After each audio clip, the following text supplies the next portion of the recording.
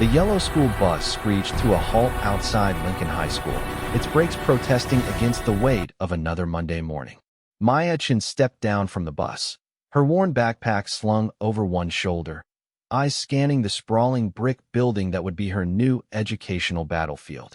She had seen dozens of schools like this one during her father's military career, but somehow this felt different. Maybe it was because this time, she was truly on her own. The September air carried the scent of fallen leaves and teenage anxiety. Students clustered around the entrance like flocks of birds, each group clearly defined by invisible social boundaries that Maya had learned to read over years of being the perpetual new kid. The popular crowd lounged near the steps, their designer clothes and confident laughter creating an impenetrable wall. The athletes gathered around the trophy case, their Letterman jackets worn like armor. Scattered between them were the various other tribes that made up the complex ecosystem of high school social hierarchy. Maya pulled her plain gray hoodie tighter around her slim frame and made her way toward the main entrance. At 17, she had perfected the art of invisibility, moving through crowds without drawing attention to herself. It was a skill that had served her well in the past, but she had a feeling that Lincoln High might test even her considerable abilities to blend in. "Watch where you're going, freak." The voice cut through the morning chatter like a blade. Maya looked up to see a tall girl with perfectly styled blonde hair and cold blue eyes staring down at her. The girl wore a pink cheerleading jacket that probably cost more than Maya's entire wardrobe, and her expression suggested she had just discovered something unpleasant on the bottom of her shoe. "Sorry," Maya said quietly, even though she was certain she hadn't bumped into anyone. Around them, other students began to take notice, sensing the possibility of entertainment before first period. The blonde girl, her name tag read Jessica Mitchell, student council vice president, looked Maya up and down with obvious disgust. "Are you new here? Because if you are, let me give you some free advice. This isn't some military base where everyone has to pretend to get along. We have standards at Lincoln High." Maya felt a familiar tightness in her chest. Somehow, Jessica had already figured out her background. Maybe it was the way Maya carried herself, or perhaps someone had done their homework. Either way, her cover of anonymity was already blown. "I'm just trying to get to the office," Maya replied, keeping her voice level and her hands relaxed at her sides. Years of training had taught her to read aggression in all its forms, and she could see the predatory gleam in Jessica's eyes that meant trouble was coming. "The office?" Jessica laughed, a sound devoid of any real humor. "Let me guess, another military brat whose daddy got transferred again? Well, honey, you might have fooled the administration into letting you in here, but don't think for a second that you belong." A crowd was gathering now, forming a loose circle around the confrontation. Maya could see phones being raised, ready to capture whatever happened next for social media posterity. She had been in situations like this before, but usually in training scenarios where the stakes were clearly defined and the rules of engagement were understood by everyone involved. "I don't want any trouble," Maya said, taking a small step backward. It wasn't retreat, it was positioning. If this escalated beyond words, she wanted to ensure she had room to maneuver and that innocent bystanders wouldn't get caught in the crossfire. "Trouble." Jessica's voice rose an octave, drawing even more attention. "Sweetheart, trouble is having to look at your pathetic face every day for the rest of the semester. Trouble is having to share the same air as someone who probably doesn't even know what a real home looks like." The words hit harder than Jessica probably intended. Maya had indeed never known what a real home looked like, at least not in the way most people understood the concept. Her childhood had been a series of temporary quarters, base housing, and brief apartments between deployments. But what Jessica couldn't know was that Maya had found family and belonging in places far more challenging and meaningful than any high school social circle. "Just leave me alone," Maya said, her voice carrying a warning that most people would have been wise to heed. But Jessica was drunk on the attention and the power that came with having an audience. Or what? Jessica stepped closer, her friends flanking her like backup dancers in a choreographed routine of intimidation. "What are you going to do, new girl? Run home to mommy and daddy?" The crowd laughed, and Maya felt something cold settle in the pit of her stomach. Not fear, She had left fear behind long ago in dark waters off foreign coasts, and hostile territories where discovery meant death. No, this was something else entirely. This was the moment when she had to decide who she was going to be in this new place. My parents are dead, Maya said simply, the words cutting through the laughter like a knife through silk. The crowd fell silent, some students looking genuinely shocked, others merely disappointed that the entertainment had taken such a dark turn. Jessica's face flickered with something that might have been shame, but it was quickly replaced by renewed aggression. Well, maybe now I understand why you're so messed up. No wonder you look like you got dressed in the dark. Maya's hands clenched involuntarily, then relaxed. She could end this confrontation in a dozen different ways, most of them involving Jessica on the ground wondering what had just happened. But that would only create bigger problems, and Maya had learned the hard way that violence was a tool to be used only when absolutely necessary. I'm going to class now, Maya announced, shouldering her backpack and turning toward the school entrance. We're not done here, Jessica called after her, but Maya kept walking. Behind her, she could hear the disappointed murmur of a crowd denied their spectacle, but she didn't look back. The hallways of Lincoln High were a maze of beige lockers and fluorescent lighting, filled with the usual sounds of teenage chaos. Maya navigated to the main office, where a tired-looking secretary handed her a schedule and a map without looking up from her computer screen. First period was advanced literature with Ms. Rodriguez. Maya made her way through the crowded hallways, noting exits, cameras, and potential bottlenecks with the same automatic assessment she had been trained to perform in any new environment. It wasn't paranoia, it was simply good practice. The classroom was half full when she arrived, students chatting quietly while they waited for the teacher. Maya chose a seat in the back corner, positioning herself where she could see both the door and the windows. Old habits die hard, especially when they've kept you alive. You must be our new student, a warm voice said beside her. Maya looked up to see a petite girl with kind eyes and a genuine smile. I'm Sarah. Sarah Kim. Maya, she replied, grateful for the friendly greeting after her encounter with Jessica. Don't let Jessica Mitchell get to you, Sarah said quietly, settling into the seat next to her. She's been the self-appointed queen bee since middle school, and she doesn't handle competition well. I'm not competition for anything, Maya said truthfully. Sarah laughed softly. Trust me, Jessica doesn't see it that way. She views any new girl as a potential threat to her social order. But don't worry, she usually gets bored and moves on to easier targets. Ms. Rodriguez entered the classroom, a stack of papers in her arms, and the harried expression of someone trying to accomplish too much in too little time. She was younger than Maya had expected, probably in her early 30s, with dark hair pulled back in a practical ponytail. All right, everyone, settle down, she called, setting her papers on the desk.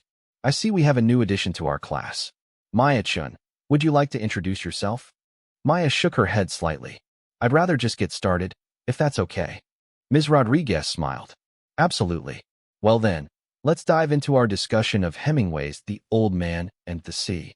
Who can tell me what themes we've identified so far? The class proceeded normally, with the usual mixture of engaged students and those clearly wishing they were anywhere else. Maya found herself appreciating Ms. Rodriguez's teaching style. She didn't talk down to her students, and she seemed genuinely passionate about literature. When the bell rang, Sarah gathered her books quickly. What do you have next? She asked Maya. AP Chemistry with Mr. Patterson. Oof. Good luck with that. Patterson's tough, but fair. Just don't let him know if you're struggling. He thinks asking for help is a sign of weakness. Maya nodded her thanks and headed for her next class. The hallways were chaos between periods, students rushing to their lockers, and teachers trying to maintain some semblance of order. She was nearly to the chemistry classroom when she felt someone grab her arm. Hey, new girl. It was Jessica again, flanked by two other girls who looked like they belonged in a catalog for expensive cosmetics. We need to talk. Maya gently but firmly removed Jessica's hand from her arm. Actually, we don't. Listen carefully, Jessica hissed, stepping closer. I don't know what kind of sob story got you admitted here, but let me make something perfectly clear. Lincoln High has a very specific social order, and I'm at the top of it. You seem like a smart girl, So I'm going to give you one chance to understand how things work around here. Maya glanced around, noting that they were in a relatively empty hallway between the main building and the science wing. No cameras here, and no teachers within earshot. Jessica had chosen her ground well. Stay out of my way, Jessica continued, her voice dropping to a whisper. Don't try to join any clubs or teams. Don't raise your hand in class unless you're specifically called on. And definitely don't even think about talking to any of the guys I consider off limits, which is basically all of them. And if I don't agree to your terms? Maya asked, genuinely curious about what Jessica thought she could do to enforce her demands. Jessica's smile was cold and calculating. Then, I make your life here a living hell. Trust me, new girl, I have resources you can't even imagine. I can make it so that no one wants to be seen with you. No teacher wants to help you. And every day becomes a nightmare you can't wake up from. Maya studied Jessica's face, noting the confidence there, the absolute certainty that her threats carried weight. In Jessica's world, they probably did. Social ostracism could be a powerful weapon in the closed ecosystem of high school politics. I'll keep that in mind, Maya said finally, turning to walk away. That's not an answer, Jessica called after her. Maya paused at the door to the chemistry classroom. Actually, it is. You just didn't like what you heard. Chemistry class was a blessed relief. Mr. Patterson was indeed tough, but Maya found his no-nonsense approach refreshing after the morning's drama. She had always been good at science. The logical progression of cause and effect appealed to her analytical mind. When Patterson asked a question about molecular bonds, she raised her hand without thinking. Yes, Miss Chun. Covalent bonds form when atoms share electrons to achieve stable electron configurations, she answered. The strength of the bond depends on the number of shared electron pairs and the electronegativity difference between the atoms. Patterson nodded approvingly. Excellent. I can see we have another serious chemistry student in our midst. Maya felt a small glow of satisfaction. At least academically, she was going to be fine at Lincoln High. The social aspects were another matter entirely. Lunch period arrived with the usual chaos of hundreds of teenagers trying to obtain and consume food in a limited time frame. Maya grabbed a sandwich and a bottle of water, then looked around the cafeteria for somewhere to sit. She spotted Sarah waving from a table near the windows and made her way over. How was chemistry? Sarah asked as Maya sat down. Better than expected. Mr. Patterson seems like a good teacher. He is, once you get used to his style. So what's your story, Maya-chan? What brings you to our little corner of educational paradise? Maya took a bite of her sandwich, buying herself time to construct an answer that was both truthful and safe. My guardian got transferred here for work. I go where he goes. It wasn't technically a lie. Commander James Harrison had indeed been transferred to the nearby naval base, and Maya did go where he went. She just hadn't mentioned that Harrison wasn't exactly a traditional guardian, or that her presence at Lincoln High was part of a carefully constructed cover story. Military, Sarah guessed. Something like that. Sarah nodded knowingly. We get a lot of military kids here. The base is only 20 minutes away. Most of them are pretty cool, but some of the locals. She glanced meaningfully toward Jessica's table, where the blonde girl was holding court with her usual entourage. Well, let's just say they have opinions about outsiders. Maya followed Sarah's gaze and found herself making eye contact with Jessica across the crowded cafeteria. Even at this distance, she could read the promise of future conflict in the other girl's expression. Sarah, Maya said carefully, what kind of resources does Jessica actually have? Her threats this morning seemed pretty specific. Sarah's expression grew serious. More than you might think, unfortunately. Her father is Dr. Richard Mitchell. He's on the school board and a major contributor to school programs. Her mother runs the biggest charity fundraising organization in town. Between them, they pretty much control the social scene for anyone under 18. Maya absorbed this information, fitting it into the tactical picture she was building of her new environment. Wealth and political connections could indeed be powerful weapons in the right hands, and Jessica clearly knew how to use them. But here's the thing, Sarah continued, leaning forward conspiratorially. Jessica's power only works if you care about the things she can control. If you don't need her approval or her social circle, then she's pretty much powerless against you. Good to know, Maya murmured, filing that insight away for future reference. The rest of lunch passed quietly, with Sarah introducing Maya to a few other students who seemed genuinely welcoming. There was Marcus, a tall basketball player who was surprisingly well-read, Elena, an artist who wore paint-stained clothes like badges of honor, and David, a quiet computer programmer who spoke mostly in references to obscure science fiction novels. None of them moved in Jessica's social circles, Maya noted, but they seemed content with their place in the school's hierarchy. They had found their own tribe, their own sense of belonging, without needing approval from the supposed queen bee. The afternoon classes passed without incident. Maya kept a low profile, participated when called upon, and slowly began to map out the social and physical geography of Lincoln High. By the time the final bell rang, she had a reasonable understanding of the challenges she would face in the coming weeks. She was gathering her things from her locker when she heard familiar voices approaching. Jessica and her friends were heading in her direction, and, from their body language, this wasn't going to be a friendly check-in. Well, Jessica said, stopping directly in front of Maya's locker. How was your first day, new girl? Learn anything interesting? A few things, Maya replied neutrally, continuing to pack her backpack. Let me guess, someone told you that I'm all talk, right? That my threats don't mean anything. Jessica's voice carried a dangerous edge that made several nearby students slow their pace, sensing potential drama. Maya closed her locker and turned to face Jessica fully. Actually, someone told me that your power only works on people who want what you have to offer. Since I don't want anything from you, I'm not sure why we keep having these conversations. Jessica's face flushed red. Listen, you little dash, is there a problem here? The voice belonged to Mr. Patterson, who had appeared in the hallway with the timing of someone who had been watching the situation develop. His presence immediately changed the dynamic, causing Jessica to step back and adopt a more innocent expression. Oh no, Mr. Patterson, Jessica said sweetly. We were just welcoming our new student to Lincoln High. Weren't we, girls? Her friends nodded agreement, suddenly, looking like butter wouldn't melt in their mouths. Mr. Patterson looked from Jessica to Maya, his experienced teacher's eye clearly picking up on the underlying tension. Miss Chun, how are you finding your first day? Educational, Maya replied with perfect honesty. I'm sure it has been.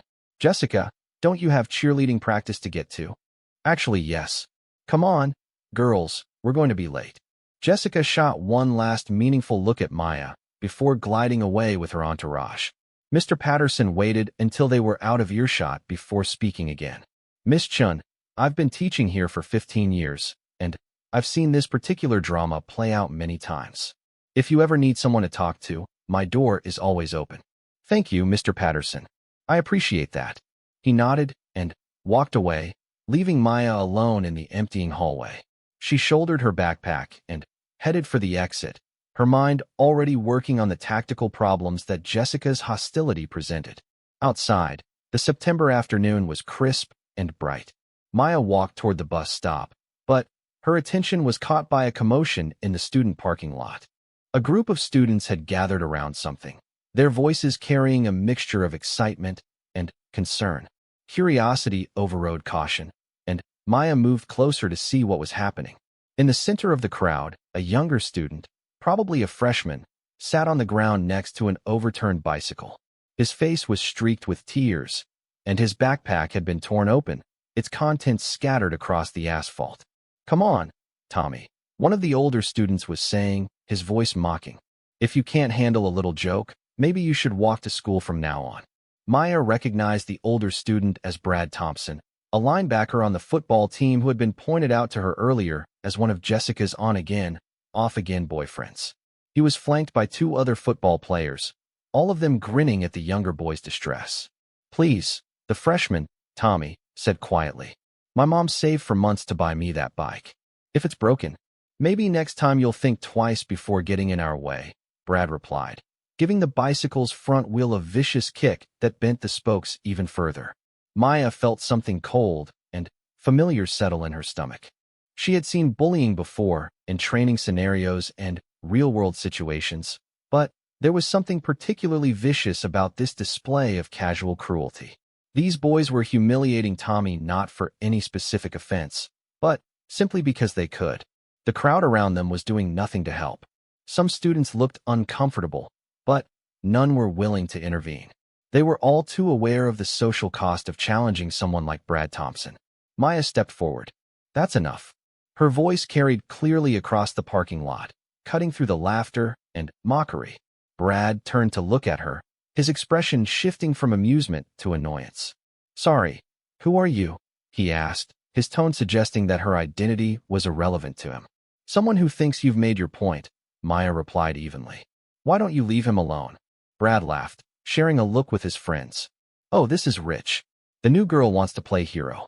He took a step toward Maya, using his considerable size to try to intimidate her. Listen, sweetheart, this doesn't concern you. Tommy here needs to learn some respect, and we're just providing a valuable educational service. Maya glanced down at Tommy, who was staring at her with a mixture of hope and terror. She could see in his eyes the same look she had once worn herself, the desperate wish that someone, anyone, would step in and make the cruelty stop. Tommy, she said gently, are you hurt? The boy shook his head. Just my bike. It was my dad's before. His voice trailed off, but Maya could fill in the blanks. Another military family, probably dealing with loss and transition just like she was. We can fix the bike, Maya said with more confidence than she felt. But first, these gentlemen need to apologize for damaging your property. Brad's laughter was harsh and genuine. Are you serious right now? Do you have any idea who you're talking to? Someone who thinks it's acceptable to destroy a child's bicycle for entertainment, Maya replied. Which tells me everything I need to know about your character. The crowd had grown larger now, drawn by the possibility of a confrontation. Maya could see phones being raised again, ready to capture whatever happened next. She was quickly learning that everything at Lincoln High was potential social media content. You know what, new girl? Brad said, his voice carrying a dangerous edge. I think you need to learn the same lesson Tommy here just got. Maybe a little humility will help you understand how things work around here. He reached out to grab Maya's backpack, clearly intending to dump its contents the same way he had Tommy's. But Maya had been expecting something like this from the moment she decided to intervene. Brad's hand never made contact with her bag. Maya moved with fluid precision, stepping slightly to the side while simultaneously redirecting Brad's momentum with a gentle but firm grip on his wrist. The larger boy found himself stumbling forward, off balance, and confused about how his simple grab had gone so wrong. I'd really prefer to handle this without any physical confrontation, Maya said calmly, releasing Brad's wrist and stepping back. Why don't we just help Tommy gather his things and call it a day? Brad's face was flushed now, whether from embarrassment or anger, Maya couldn't tell. You just put your hands on me, he said, his voice carrying a threat that made several students in the crowd step backward. You reached for my property first, Maya pointed out reasonably. I was simply protecting myself. Is that what you call it? Brad cracked his knuckles, a sound that seemed unnaturally loud in the sudden silence that had fallen over the parking lot. Let me show you what I call protecting myself. Maya sighed internally. She had hoped to avoid this escalation, but Brad clearly felt that his reputation required a response to what he perceived as a challenge to his authority. In his world, backing down from a girl, especially a new girl with no apparent social standing, would be a devastating blow to his image. Brad, she said, making one last attempt at de-escalation, think about what you're doing. You're a football player, probably twice my weight, and you're threatening a girl because she asked you to stop bullying a freshman. How exactly does that make you look like the good guy in this situation? For a moment, Maya thought her appeal to his self-interest might work. Brad hesitated, clearly aware that the optics of the situation weren't ideal. But then, one of his friends spoke up. Come on, Brad.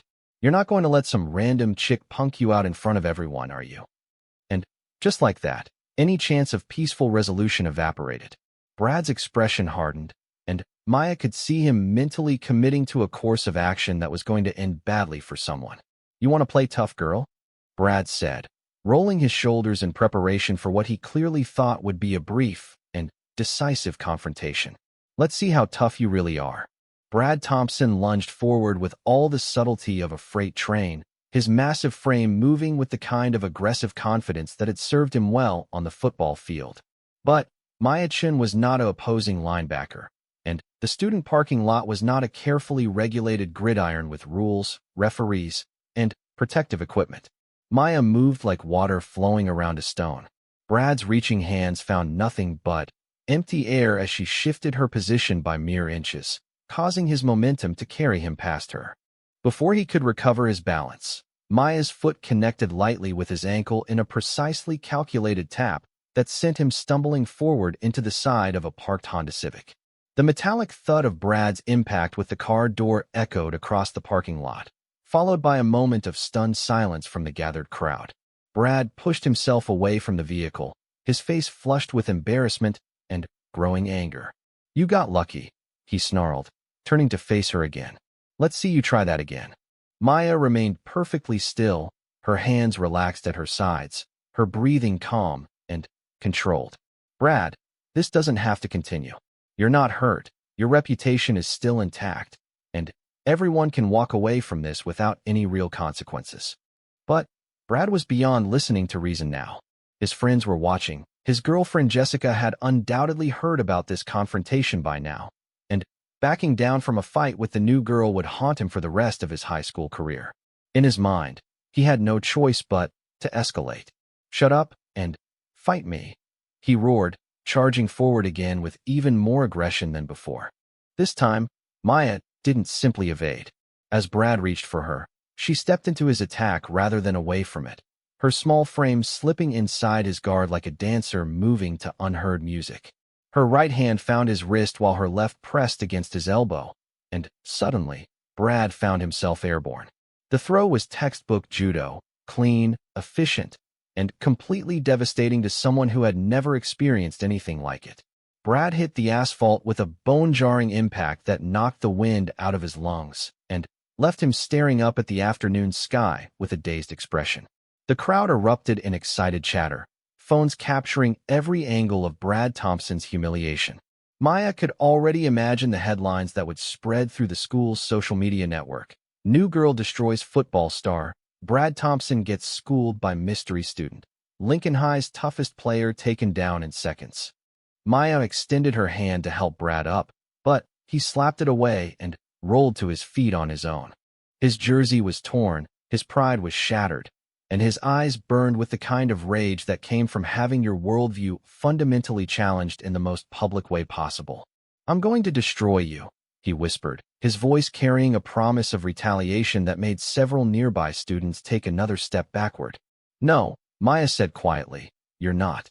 Brad's response was to swing a wild haymaker at Maya's head, putting all of his considerable strength behind a punch that would have hospitalized most people. But Maya had been taught to read body language by some of the most dangerous people in the world, and she saw the attack coming long before Brad's fist reached its target. She ducked under the punch, simultaneously sweeping Brad's legs out from under him. This time when he hit the ground, it was face first, and he didn't get up immediately.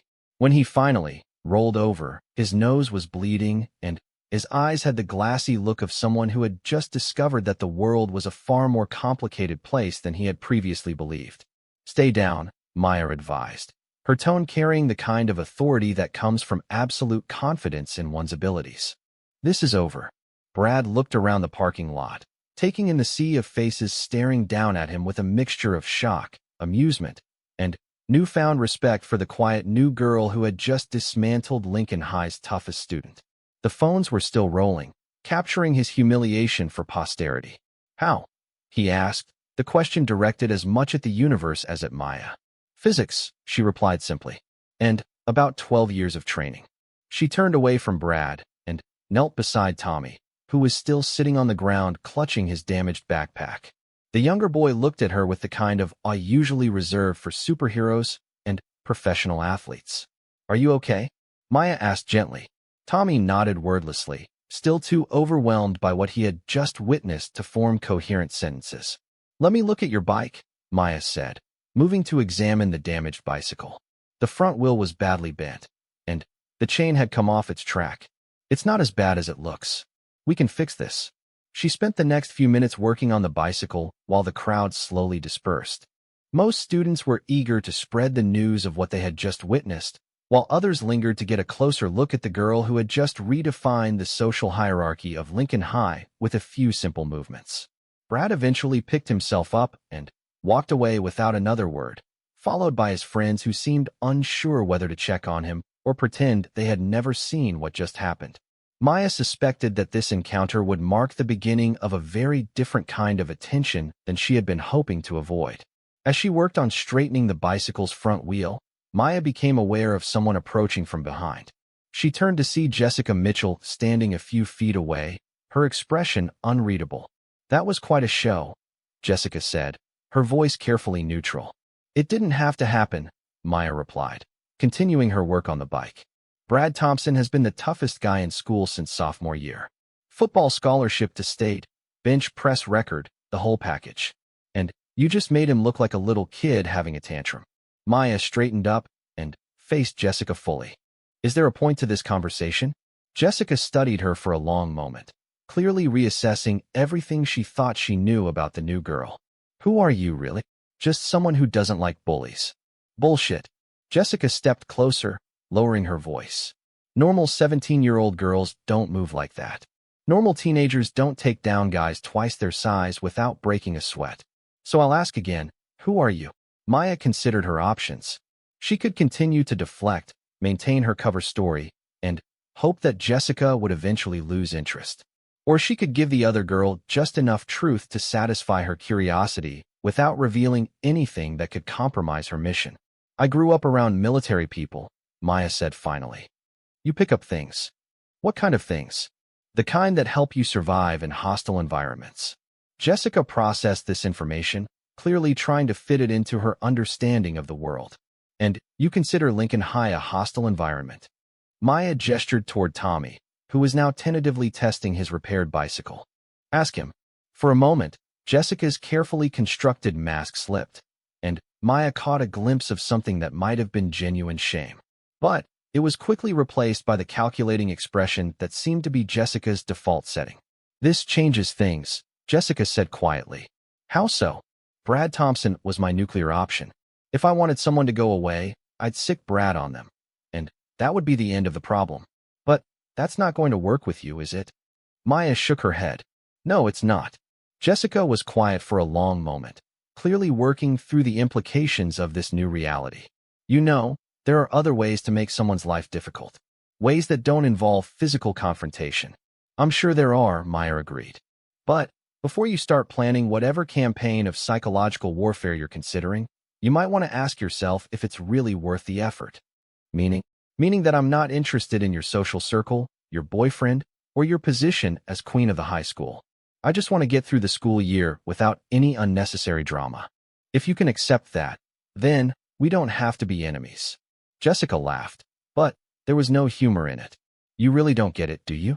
This isn't about what you want. This is about maintaining order. If I let you walk around here like you own the place, then everyone else is going to think they can challenge me too." "I'm not challenging you," Maya said patiently. "I'm just trying to exist in the same space without bothering anyone." "Your very existence here is a challenge," Jessica replied. "You showed up out of nowhere. You refused to follow the rules I've established, and now you've just humiliated the guy who's supposed to be untouchable. Do you have any idea what that does to the balance of power around here?" Maya was beginning to understand that this conflict was about much more than typical high school social dynamics. For Jessica, maintaining her position at the top of the hierarchy wasn't just about popularity or ego, it was about control. And Maya represented a variable that couldn't be controlled through traditional means. "So what happens now?" Maya asked. "Now," Jessica said, her voice carrying a cold promise, "you learn what real power looks like. Not the kind that comes from knowing how to fight, but the kind that comes from understanding how to make people turn against each other." She walked away without another word, leaving Maya alone with Tommy and his repaired bicycle. "Is it safe to ride?" Tommy asked quietly. Maya tested the wheel and checked the brakes. "Should be fine. But, Tommy, you need to understand that this isn't over. What happened here today is going to have consequences, and some of them might affect you too." Tommy nodded seriously. "I know. But thank you anyway. Nobody's ever stood up for me like that before." "Everyone deserves to feel safe at school," Maya replied. If anyone bothers you again, find me. As Tommy rode away on his repaired bicycle, Maya gathered her own things and headed for the bus stop. The parking lot had mostly emptied by now, but she could feel eyes on her from the remaining students and teachers. Word of what had happened would spread quickly, and by tomorrow morning, everyone at Lincoln High would know that the quiet new girl was not what she appeared to be. The bus ride back to her temporary housing gave Maya time to think about the implications of her actions. She had revealed capabilities that were supposed to remain hidden, attracted attention from exactly the kind of people she was meant to avoid, and potentially compromised a mission that had taken months to set up.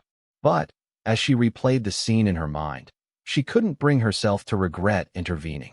Tommy had needed help, and she had been in a position to provide it. Sometimes the mission had to take a back seat to basic human decency. The safe house was located in a modest suburban neighborhood about 15 minutes from the school. From the outside, it looked like any other middle-class home. 2 stories, small front yard, attached garage. The kind of place where a military family might live while stationed at the nearby base.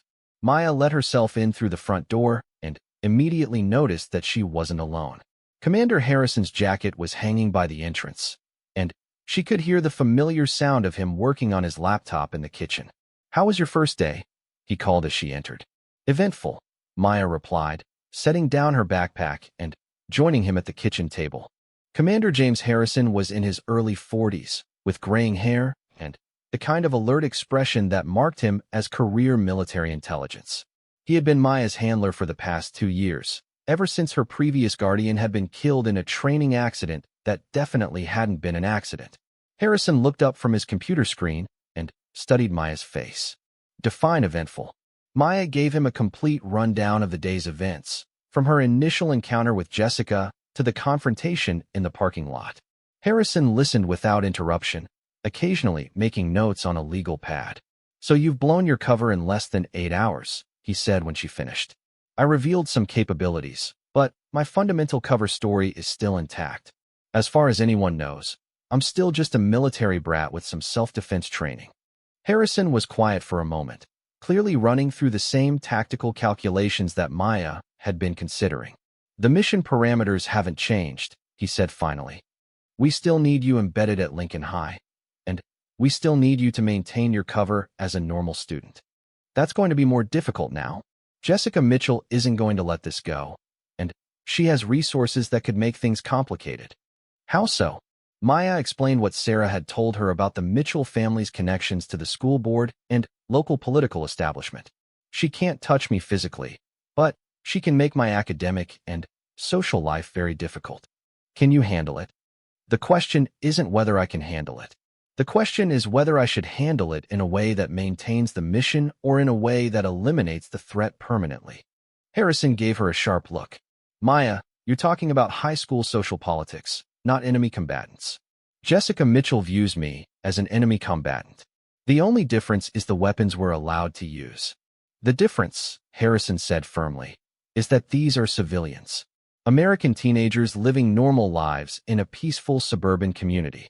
Whatever skills you've developed over the past few years, you cannot forget that fundamental distinction." Maya nodded, understanding the warning. It was easy to slip into tactical thinking when faced with any kind of opposition, but Lincoln High was not a battlefield, and her fellow students were not legitimate targets regardless of how they chose to treat her. "There's another issue," she said. "Tommy Martinez, the kid I helped today, he's clearly from a military family, probably dealing with some kind of loss. If my presence here puts him in danger." "It won't," Harrison assured her.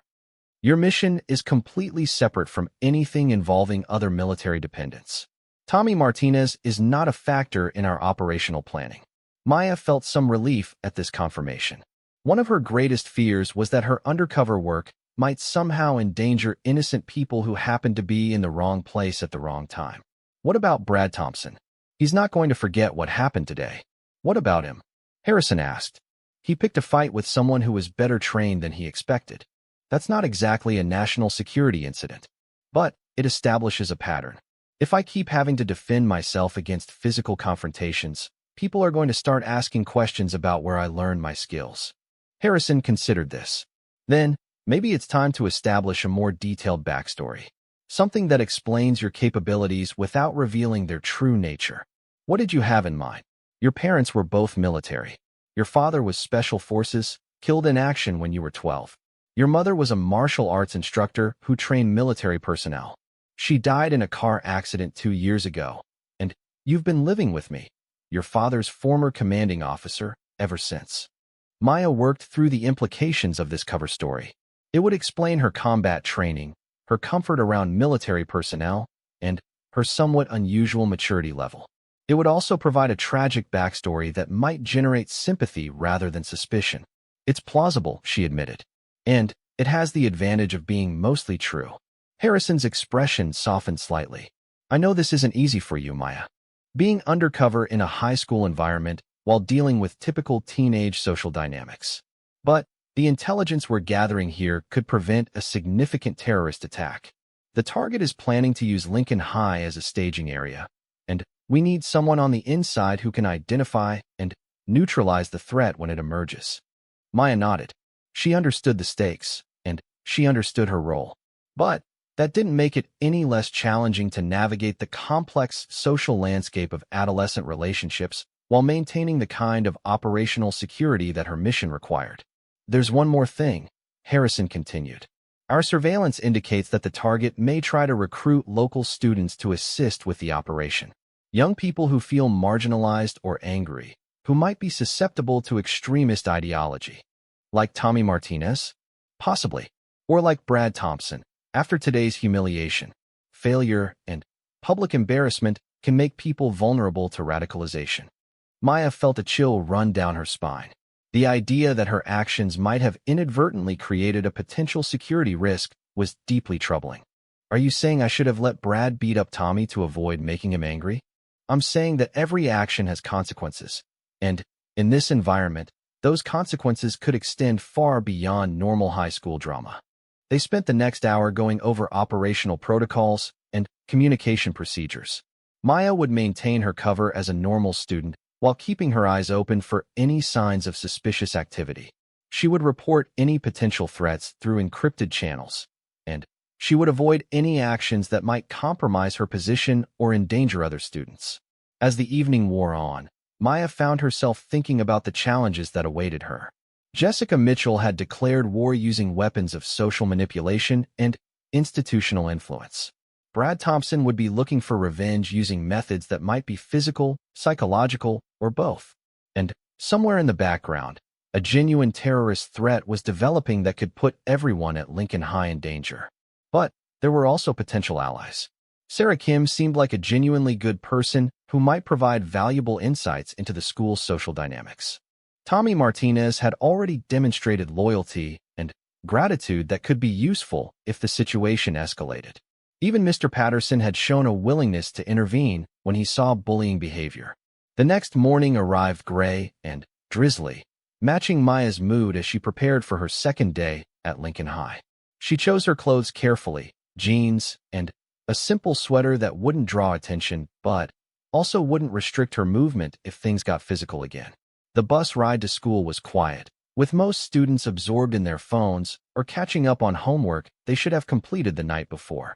Maya used the time to observe her fellow passengers, noting potential allies and threats among the teenagers who would be her classmates for the foreseeable future. Lincoln High looked different in the morning rain. The brick facade seemed darker, more imposing, and the clusters of students gathered under the covered walkways had an almost tribal quality that reminded Maya of hostile territory in foreign countries. As she approached the main entrance, Maya became aware that she was attracting more attention than usual. Students were pointing in her direction, whispering among themselves, and generally treating her like some kind of celebrity or dangerous animal. Word of yesterday's confrontation had clearly spread throughout the school's social network. Maya, Sarah Kim's voice cut through the morning chatter. The smaller girl jogged over from where she had been standing with a group of friends. I heard about what happened yesterday. Are you okay? I'm fine, Maya replied. How bad is it? Depends on your definition of bad. You're definitely famous now. Half the school thinks you're some kind of ninja warrior, and the other half thinks you got lucky against an overconfident football player. And Jessica? Sarah's expression grew more serious. She's been busy. Social media, text messages, spreading stories about your background. Nothing too specific, but enough to make people curious about who you really are. Maya felt her stomach tighten. What kind of stories? That you're dangerous. That your family has connections to some kind of criminal organization. That you were expelled from your last school for violence. Sarah paused, studying Maya's face. They're not true, are they? Not the way Jessica is probably telling them, Maya said carefully. They made their way into the building, and Maya immediately noticed the shift in atmosphere. Students who had ignored her yesterday were now tracking her movement with obvious interest. Some looked curious, others seemed nervous, and a few appeared openly hostile. First period was advanced literature again, and Maya was relieved to find that Ms. Rodriguez treated her exactly the same as she had the day before. Whatever stories were circulating about Maya's background, they apparently hadn't reached the faculty yet. The class discussion focused on themes of isolation and belonging in literature, which felt uncomfortably relevant to Maya's current situation. When Ms. Rodriguez asked students to identify examples of characters who struggled to fit into new social environments, Maya found herself thinking about her own circumstances in ways that weren't entirely comfortable. Maya, Ms. Rodriguez called, what do you think about Santiago's relationship with the other fishermen in The Old Man and the Sea? Maya considered the question carefully.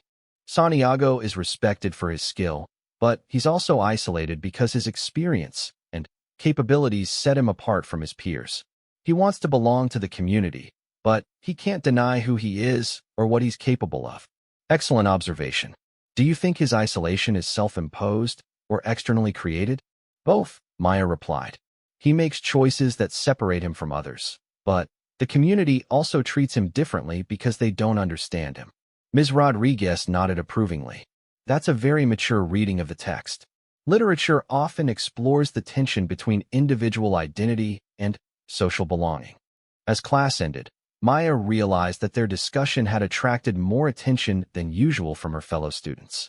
She had the uncomfortable feeling that her analysis of Santiago's isolation was being interpreted as some kind of personal revelation about her own situation. The hallways between classes were worse than the morning had been. Maya found herself at the center of a bubble of space as students simultaneously tried to get a closer look at her, while also maintaining what they clearly considered a safe distance. Conversation stopped when she passed, only to resume in excited whispers once she was out of earshot. Second period was AP Chemistry again, and Maya was grateful for Mr. Patterson's no-nonsense teaching style. The complexity of molecular interactions was a welcome distraction from the social dynamics that seemed to dominate every other aspect of her school experience. But even Mr. Patterson seemed to sense that something had changed.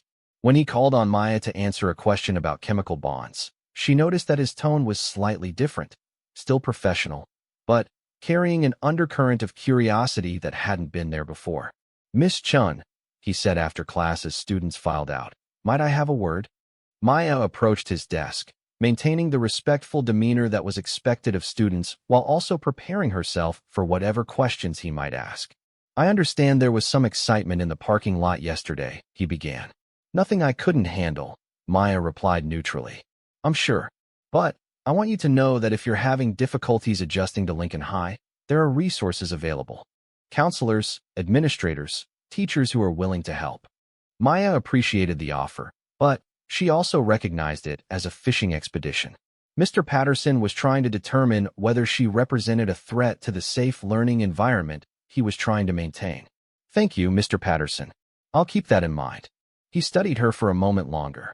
Maya, I've been teaching for a long time, and I've learned to recognize when a student is carrying more responsibility than most teenagers can handle.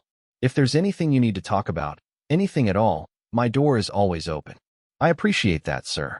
As Maya left the chemistry classroom, she reflected on the fact that Mr. Patterson's offer had seemed genuinely motivated by concern rather than curiosity. In a school environment that was rapidly becoming hostile, it was reassuring to know that at least one adult was willing to provide support without asking too many questions.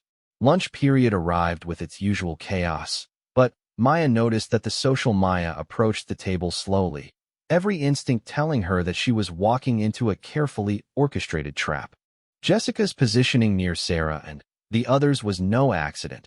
She had chosen the moment and location to maximize her advantage while minimizing Maya's options for response. "Oh, perfect timing," Jessica said with artificial sweetness as Maya drew near. "I was just telling your new friends here some interesting things about your background." Sarah looked deeply uncomfortable, her eyes darting between Jessica and Maya with obvious concern. The other students at the table, Marcus, Elena, and David, seemed equally tense, as if they had suddenly found themselves in the middle of a conflict they didn't understand. Maya set down her lunch and faced Jessica directly. "What exactly have you been telling them?" "Just sharing some information I received from a very reliable source," Jessica replied, her smile sharp enough to cut glass. "About your previous school, your family situation, and some of the incidents that led to your transfer here." Maya felt a cold knot forming in her stomach.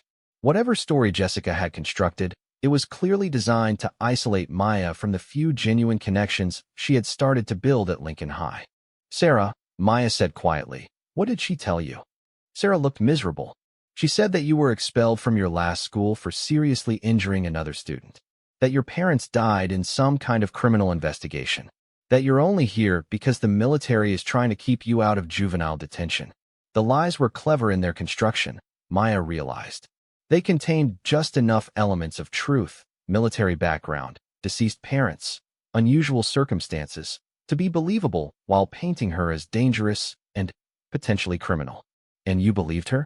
Maya asked, though she could already see the answer in Sarah's conflicted expression. "I don't know what to believe," Sarah admitted. "Yesterday you took down Brad Thompson like it was nothing. And now Jessica is saying." She trailed off, clearly struggling with competing loyalties. Jessica's smile widened. "The thing is, Sarah, I have documentation. Official records, police reports, statements from administrators at her previous school. Would you like to see them?" Maya's mind raced through the implications. Jessica was claiming to have official documents that supported her false narrative. Either she had manufactured convincing forgeries, or she had access to classified information that should have been impossible for a high school student to obtain. "I'd be very interested to see these documents," Maya said calmly. Jessica reached into her designer handbag and withdrew a manila folder. "I thought you might be." She opened the folder and began laying out what appeared to be official papers on the lunch table. Maya glanced down at the documents and felt her blood turn to ice. They weren't forgeries. They were real military personnel files, psychological evaluation reports, and incident summaries, all heavily redacted, but containing enough genuine information to be devastating if interpreted in the wrong context. "Where did you get these?" Maya asked, her voice barely above a whisper.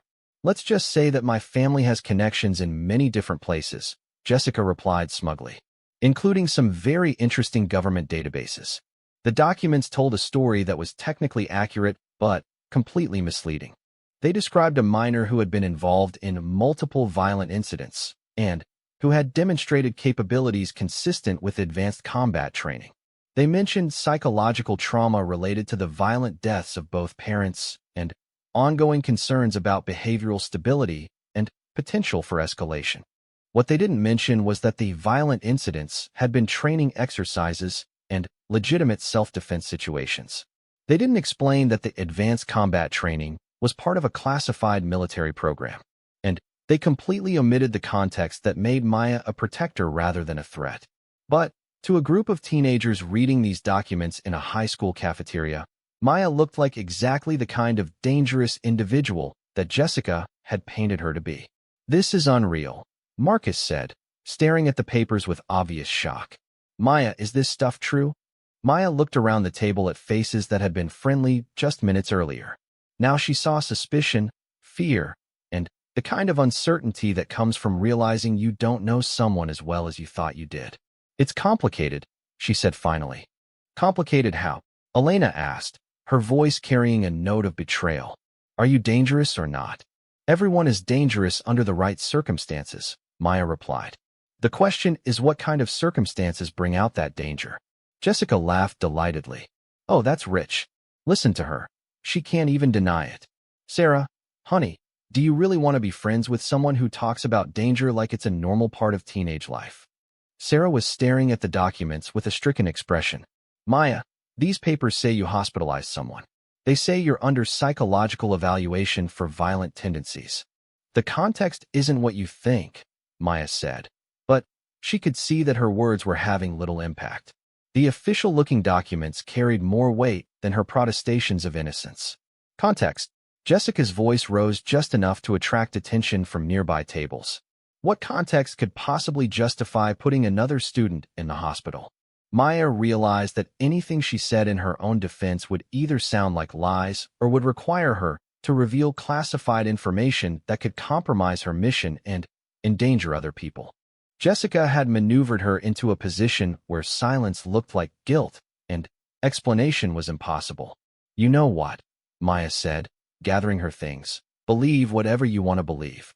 But, Jessica, those documents you're showing around? Obtaining them was a federal crime. I hope whatever you paid for them was worth the potential consequences. She walked away from the table without looking back, but she could hear the explosion of conversation that erupted in her wake.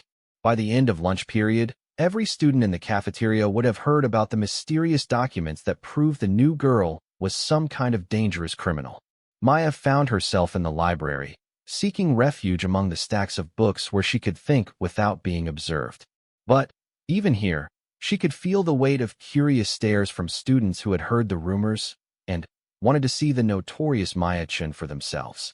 She pulled out her phone and sent a coded message to Commander Harrison. Cover compromised. Require immediate consultation. Then, she settled into a corner chair and tried to figure out how her carefully constructed identity had been blown so thoroughly and so quickly. The answer, when it came to her, was deeply troubling. Jessica Mitchell didn't just have access to government databases. She had access to specific, classified files that should have been impossible for any civilian to obtain. That suggested either a catastrophic security breach or the involvement of someone with high-level clearance who was willing to compromise national security for personal reasons. The rest of the school day passed in a blur of whispered conversations and sidelong glances. Maya's afternoon classes were exercises in endurance as teachers struggled to maintain normal educational activities while students focused more on the notorious new girl than on their assigned work. In AP History, the lesson on World War II resistance movements took on an uncomfortable personal relevance as students kept glancing in Maya's direction whenever the teacher mentioned guerrilla tactics or underground operations. In English, a discussion of moral ambiguity in literature felt like a commentary on Maya's own situation. By the time the final bell rang, Maya had been transformed from a curious new student into a pariah. The hallways cleared around her as she made her way to her locker, students maintaining a respectful distance as if she might explode without warning. She was gathering her books when she became aware of someone approaching from behind. Maya turned to see Tommy Martinez, the freshman she had helped the day before, standing a few feet away with an uncertain expression. "Hi," he said quietly. "Hi, Tommy. How's the bike?" "It's good. Listen, I heard what people are saying about you. About those papers and stuff." Maya braced herself for another conversation about her supposed criminal background. And I don't care," Tommy said firmly. "I don't care what those papers say or what Jessica Mitchell thinks or what anyone else believes. You helped me when no one else would. That's all I need to know about who you are." Maya felt an unexpected warmth in her chest. In a day full of betrayal and abandonment, Tommy's simple loyalty was like finding an oasis in a desert. "Thank you," she said softly. "Also," Tommy continued, "I think Jessica Mitchell is lying about something. Those papers she showed everyone. My mom works for a government contractor, and she says that kind of information is classified. There's no way a high school student should have access to it unless something illegal is going on." Maya looked at Tommy with new respect. The boy was not only loyal but also intelligent enough to recognize the inconsistencies in Jessica's story. "What does your mother do for the contractor?" Maya asked. "Information security. She helps protect government databases from hackers and stuff like that." Tommy paused, then lowered his voice. "She also said that if someone really did hack into classified files, the FBI would be investigating within hours. And if they weren't investigating, it probably means the information came from an authorized source." The implications of this observation hit Maya like a physical blow. If Tommy's mother was correct, then Jessica hadn't obtained the files through illegal hacking. She had gotten them from someone with legitimate access who was willing to share classified information for personal reasons. That meant Maya's cover hadn't just been blown by a vindictive teenager with too much money and free time. It had been compromised by someone within the intelligence community who knew about her mission and had chosen to sabotage it. Tommy, Maya said carefully, does your mother ever talk about her work at home? Sometimes. She's really good at spotting fake documents and tracing information leaks. She says most people don't understand how hard it is to actually get classified information, and when someone claims to have it, there's usually a simple explanation. Maya's phone buzzed with a return message from Commander Harrison. Immediate extraction authorized. Rendezvous at secondary location in 30 minutes. She looked at the message with mixed emotions. Extraction would mean abandoning the mission, leaving Lincoln High without the protection she was supposed to provide, and potentially allowing a terrorist attack to proceed unchallenged. But staying would mean operating with a blown cover and no reliable allies except a 14-year-old boy whose mother worked in information security. Tommy, she said, making a decision that would probably end her career. I need to ask you to do something that might be dangerous. Okay, he replied without hesitation. I need you to go home and ask your mother a hypothetical question. Tell her you heard about a situation where classified government files were leaked to a high school student. Ask her what that might indicate about the source of the leak. Tommy nodded seriously. You think someone in the government gave Jessica those papers? I think someone with access to classified information has reasons for wanting me to fail here. And if that's true, then the situation is a lot more complicated than high school social politics. They parted ways outside the school, Tommy heading for the bus, while Maya walked toward the rendezvous point where Commander Harrison would be waiting. As she walked, Maya's mind raced through the tactical implications of what she had discovered. If someone within the intelligence community was working against her mission, it could mean that the terrorist threat they were investigating had inside help.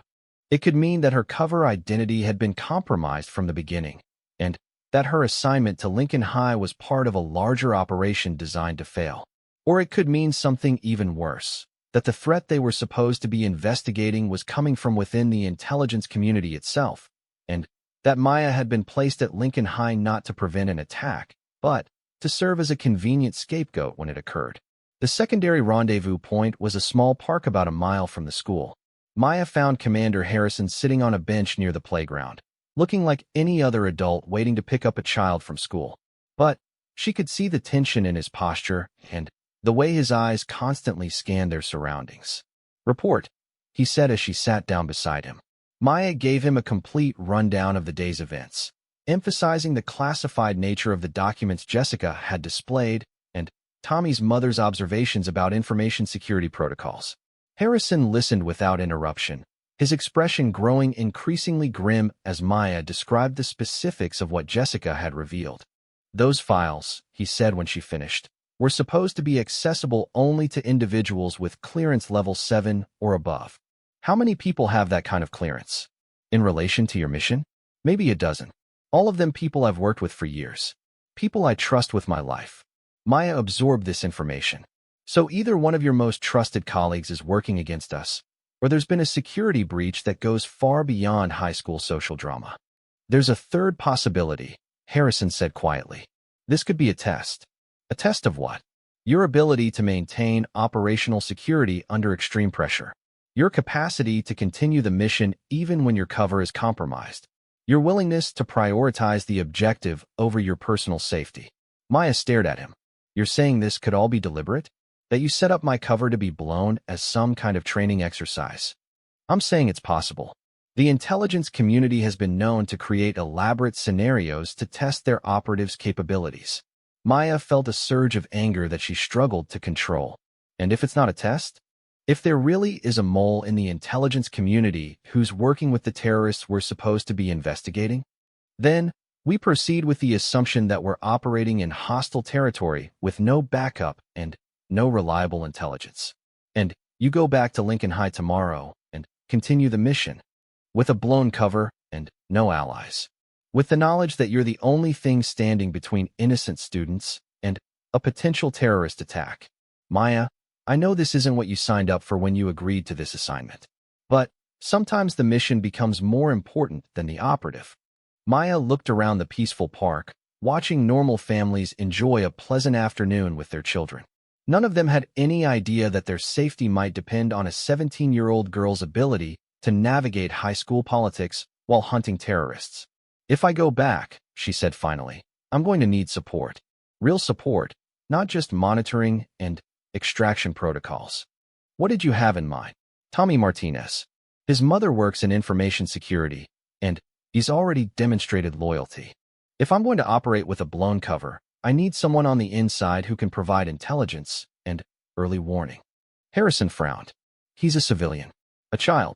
He's also the only person at Lincoln High who still trusts me, and his mother might be able to provide insights into how those classified files were obtained. Recruiting civilians, especially minors, for intelligence operations is strictly forbidden. So is compromising classified files to sabotage an operative's cover, Maya pointed out. It seems like a lot of rules are being broken lately. Harrison was quiet for a long moment, clearly weighing competing priorities and protocols. If you go back to school tomorrow, you'll be operating without a safety net. No backup, no reliable extraction plan, and no way to verify the intelligence you receive. But the mission continues. The mission continues. Maya stood up from the bench, shouldering her backpack with the same automatic precision she had learned in a dozen different training environments. Then, I'll see you tomorrow night for debriefing. Maya, Harrison called as she started to walk away. Be careful who you trust. If there really is a mole in the intelligence community, then anyone could be compromised. Including you? She asked. Harrison's smile was grim. Including me. Maya walked back toward her temporary home, her mind already working on the tactical problems that awaited her. Tomorrow, she would return to Lincoln High as a known dangerous individual with no friends, no allies, and no way to verify whether the people supposedly protecting her were actually working in her best interest. But she would also return with a better understanding of the real stakes involved. This wasn't just about preventing a terrorist attack on a high school. This was about uncovering a conspiracy that reached into the highest levels of the intelligence community, and her role as a naive undercover student was about to become something much more complex and dangerous. The next morning dawned clear and cold, with the kind of crisp autumn air that usually made Maya feel optimistic about new possibilities. But as she prepared for another day at Lincoln High, optimism was in short supply. She chose her clothes even more carefully than usual. Jeans, a plain sweater, and boots that looked casual but would allow her to move quickly if necessary. She also made sure to carry items that could serve double duty as defensive weapons while appearing completely innocent to casual observation. The bus ride to school was notably different from previous days. Students who had previously ignored her now watched her with obvious fascination, whispering among themselves and occasionally pointing in her direction. Maya had become the kind of local celebrity that comes with rumors of violence and mysterious government connections. Lincoln High looked the same as always, but Maya could feel the difference in atmosphere as soon as she stepped off the bus. Groups of students gathered near the entrance, their conversations stopping whenever she passed. Some looked curious, others seemed frightened, and a few appeared openly hostile. Maya made her way to her locker, hyper-aware of the bubble of space that formed around her as students automatically maintained what they considered a safe distance. She was gathering her books when she heard a familiar voice behind her. Well, look who decided to show up today. Maya turned to see Brad Thompson approaching, flanked by two other football players. Brad's nose was still slightly swollen from their encounter 2 days earlier, but his expression suggested that he had spent the intervening time planning his revenge. Brad, Maya said neutrally. How's the nose? Funny you should ask, he replied, stopping just outside what he probably thought was her striking range. Because I've been thinking a lot about our little conversation in the parking lot, and I've come to some interesting conclusions. Such as the fact that Jessica Mitchell was absolutely right about you. You're not just some random new girl. You're something else entirely. Something dangerous. Maya closed her locker and turned to face him fully. Is there a point to this conversation?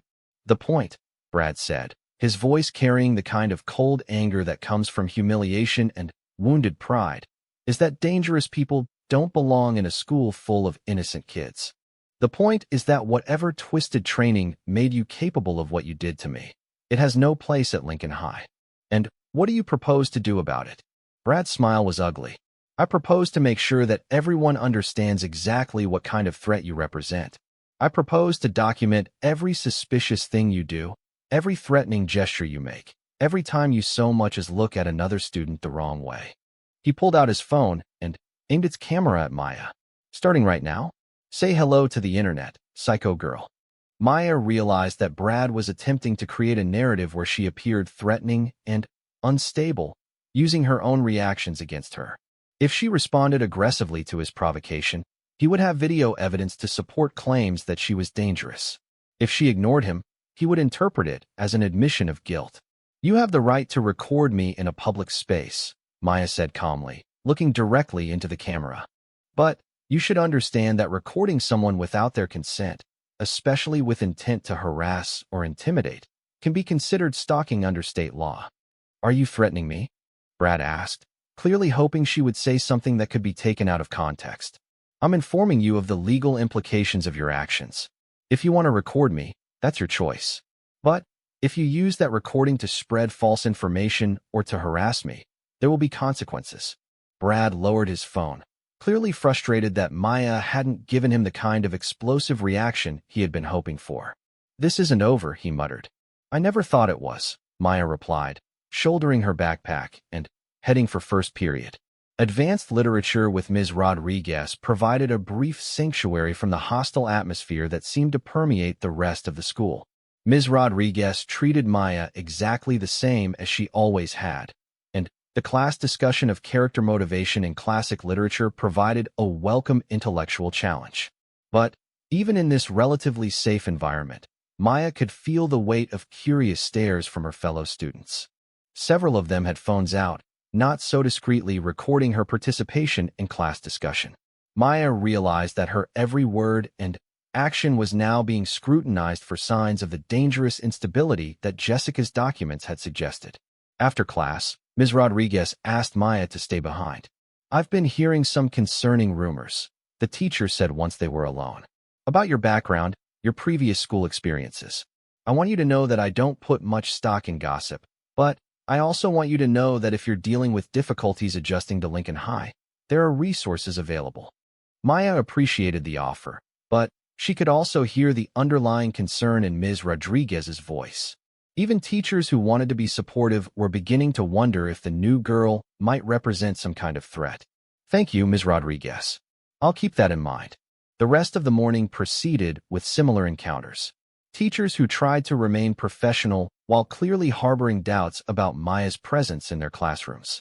Students who watched her with the kind of fascinated fear usually reserved for dangerous animals at the zoo. And, through it all, the constant awareness that her every action was being recorded and analyzed by people who had already decided she was guilty of something. By lunchtime, Maya had developed a strategy for dealing with the attention. She would maintain a calm, professional demeanor regardless of provocation. She would document any actual threats or harassment for potential legal action.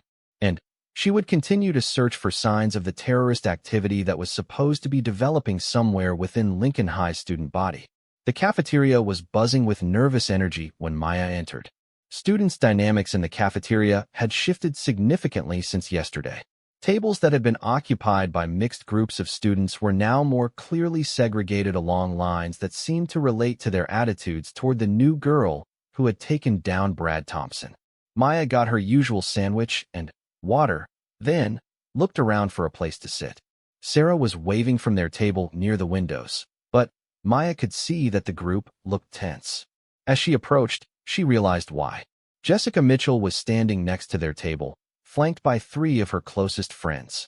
She was speaking quietly to Sarah, but her body language suggested that this was not a friendly social visit. Maya looked around the crowd one last time, hoping that an adult might appear to put a stop to this before it got out of hand. But the parking lot was clear of teachers and administrators. They were all still inside the building, probably grading papers and planning tomorrow's lessons, blissfully unaware of the drama unfolding outside. Tommy was still sitting on the ground, clutching his torn backpack and watching with wide eyes. The other students had formed a loose circle, phones out and ready, anticipating the kind of spectacle that would dominate social media feeds for the rest of the week. Maya took a deep breath and centered herself. She had hoped to keep a low profile at Lincoln High, to blend in and complete her mission without drawing any unnecessary attention. But sometimes circumstances forced your hand, and you had to choose between staying hidden and doing what was right. Brad Thompson was about to learn that Maya Chun was not like other 17-year-old girls. Not even close.